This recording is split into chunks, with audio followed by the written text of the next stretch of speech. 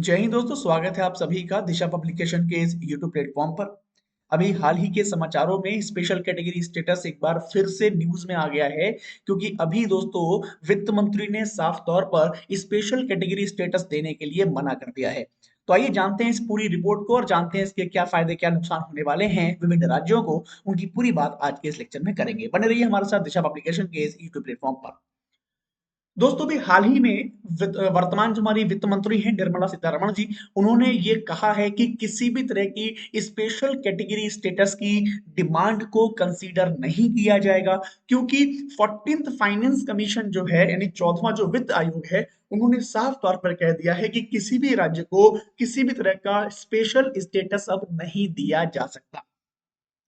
वित्त मंत्री की इस घोषणा के बाद से जो स्टेट स्पेशल स्टेट्स की मांग कर रहे थे अपने लिए, जैसे उड़ीसा, बिहार, आंध्र प्रदेश, जो कई वर्षों से स्वयं को स्पेशल स्टेटस देने की मांग कर रहे थे, उन सबकी उम्मीदों को एक झटका लग गया है। तो आइए जानते हैं स्पेशल कैटेगरी स्टेटस ये क्या है, और स्पेशल कैटेगरी स्टेटस और स्पेशल स्टेटस में क्या अंतर होता है, ये भी मैं आज पूरी बात आपको बताऊंगा।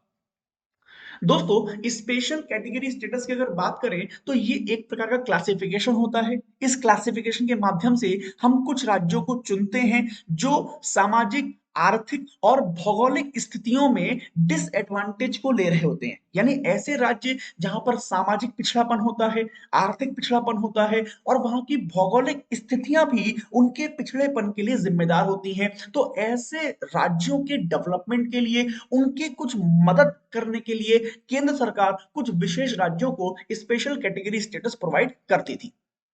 हालांकि इस प्रकार के स्पेशल कैटेगरी स्टेटस का संविधान में कहीं कोई उल्लेख नहीं है। इसको बाद में रिकमेंडेशन किया गया था फिफ्थ फाइनेंस कमीशन के द्वारा, जो पांचवा वित्त आयोग था 1969 में जो आया था, उसके रिकमेंडेशन पर ही इस प्रकार के स्पेशल कैटेगरी स्टेटस देना शुरू किया गया था।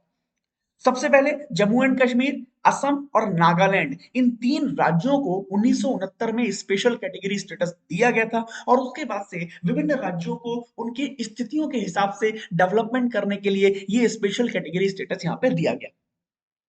जो हमारा प्लानिंग कमीशन था, योजना आयोग था, उसके अंतर्गत जो हमारी नेशनल डेवलपमेंट काउंसिल थी, वही नेशनल डेवलपमेंट काउंसिल इस प्रकार के राज्यों को सभी सहायताएं मुहैया कराती थी, सभी ग्रांट उनको मुहैया कराती थी। अब यहां पर अगर बात करें तो शुरुआत के चरणों के बाद कुल मिलाकर 11 स्टेट ऐसे हुए जिनको स्पेशल कैटेगरी स्टेटस दिया गया, जिसमें कि असम, नागालैंड, हिमाचल प्रदेश, मणिपुर, मेघालय, सिक्किम, त्रिपुरा, अरुणाचल प्रदेश, मिजोरम, उत्तराखंड, तेलंगाना, ये सारे वो स्टेट्स हैं जिनको स्पेशल कैटेगरी स्टेटस प्रोवाइड किया गया, और इनके लिए फिर अलग से सुविधाएं प्रोवाइड कराना शुरू किया गया, इनको अलग से फंड प्रोवाइड कराना शुरू किया गया, जिससे इन राज्यों का और भी डेवलपमेंट हो सके।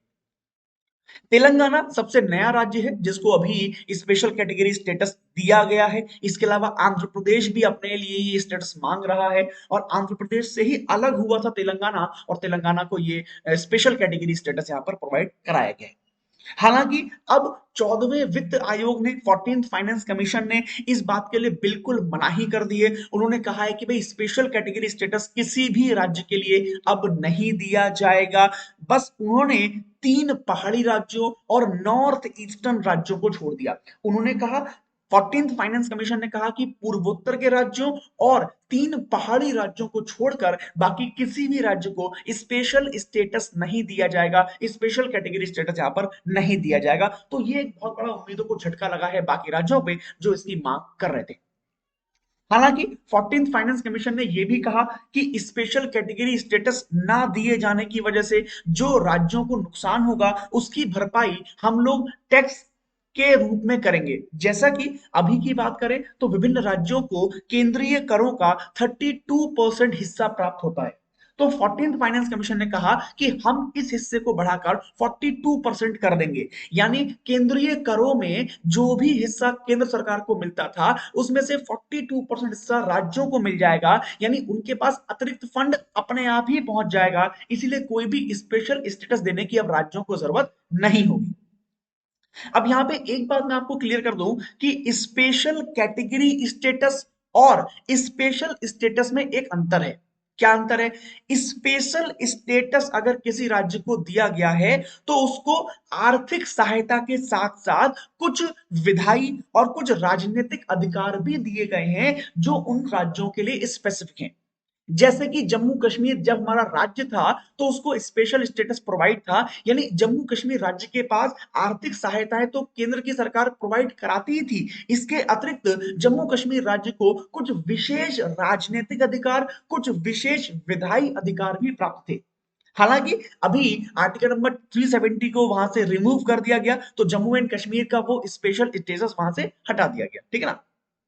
अब जो स्पेशल कैटेगरी स्टेटस है, इसका मतलब होता है केवल और केवल आर्थिक सहायताएं, केवल और केवल इकोनॉमिक और फाइनेंशियल एस्पेक्ट, यानी किसी भी राज्य को अतिरिक्त आर्थिक सहायता देने के लिए उसको स्पेशल कैटेगरी स्टेटस दिया जाता है। तो ये दोनों में अंतर है, आप ध्यान रखिएगा। स्पेशल कैटेगरी स्टेटस और स्पेशल स्टेटस, ये दोनों में अंतर है।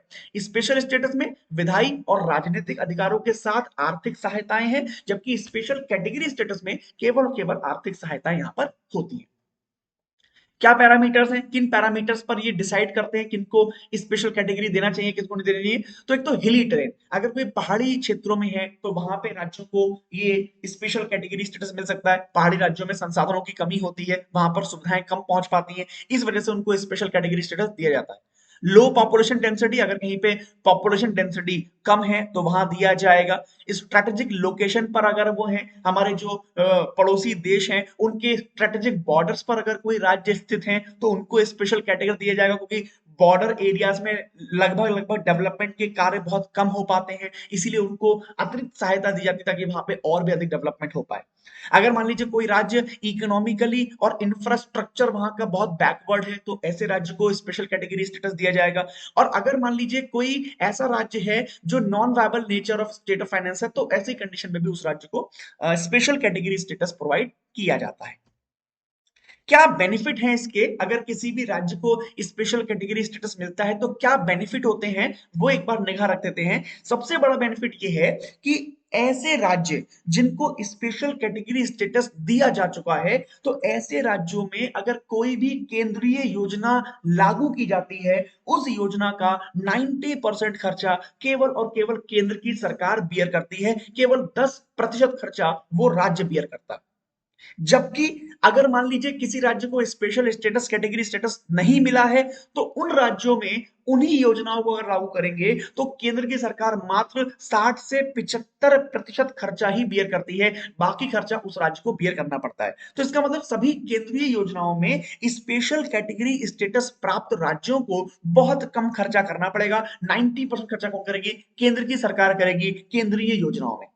साथ ही साथ जो भी अनस्पेंट मनी होती है, यानी ऐसी मनी जो इस वर्ष स्पेशल कैटेगरी स्टेट के लिए अलाउ की गई थी, है ना, परमिट की गया था, अगर मान लीजिए वो उस वर्ष खर्च नहीं हो पाती है तो वो पैसा वापस नहीं जाता, वो अगले साल कैरी फॉरवर्ड हो जाता है। समझ गए? यानी मान लीजिए फॉर एग्जांपल जम्मू कश्मीर ही है, जब इसके पास स्पेशल कैटेगरी स्टेटस था, इस साल मान लीजिए 100 रुपए जम्मू कश्मीर के लिए दिए गए और इस साल 100 रुपए खर्च नहीं हो पाए वहां पे, तो जितने पैसे बचे होंगे वो अगले वर्ष क्या होंगे, जम्मू कश्मीर के लिए कैरी फॉरवर्ड हो जाएंगे, यानी वो वापस नहीं जाएंगे, वो खत्म नहीं होंगे, है ना। जबकि सामान्य राज्यों के लिए ऐसा नहीं होता, वो कैरी फॉरवर्ड नहीं होता।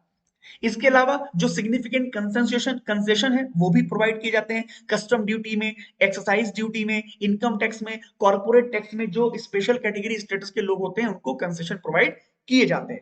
और साथ ही साथ जो भी सेंट्रल गवर्नमेंट का ग्रॉस बजट होता है उसका 30% हिस्सा स्पेशल कैटेगरी स्टेट्स के लिए क्या होता है, जाता है, उसी के लिए वहां पे काम करने के लिए वो जाता है। तो ये एक फायदा स्पेशल कैटेगरी स्टेटस वाले राज्यों को मिलता है। नुकसान क्या है? सबसे बड़ा नुकसान भाई सेंट्रल पर अधिकतम बोझ पड़ जाएगा, सीधी सी बात है, एक बर्डन सेंट्रल गवर्नमेंट पर आएगा। जितने भी राज्य ज्यादा हमारे स्पेशल कैटेगरी वाले होंगे उन पर ज्यादा खर्चा केंद्र की सरकार को करना पड़ेगा, तो एक ज्यादा इकोनॉमिक बर्डन जो है वो केंद्र की सरकार पर आएगा। और इसके साथ साथ अगर हम किसी भी राज्य को स्पेशल स्टेटस देते हैं तो बाकी राज्य फिर अपने लिए और डिमांड क्रिएट कर सकते हैं, बाकी राज्य भी अपने लिए उसकी डिमांड कर सकते हैं, जो एक कॉन्फ्लिक्ट का हिस्सा बन सकता है। जैसा कि आप देख रहे होंगे अभी आंध्र प्रदेश है, उड़ीसा है, बिहार है, ये तीनों राज्य अपने लिए स्पेशल कैटेगरी स्टेटस को लागू करने की मांग कर रहे हैं। उसके लिए डिफरेंट डिफरेंट तरीके से बहुत सारे प्रोटेस्ट भी हो रहे हैं, आंदोलन हो रहे हैं। इन सबसे क्या होता है, कॉन्फ्लिक्ट जनरेट होते हैं और आगे की स्थितियां थोड़ी सी बिगड़ भी जाती हैं, बोझ भी बढ़ता है। तो ये थोड़ा सा कंसर्न भी हमारे स्पेशल कैटेगरी स्टेटस अब मिले हुए हैं।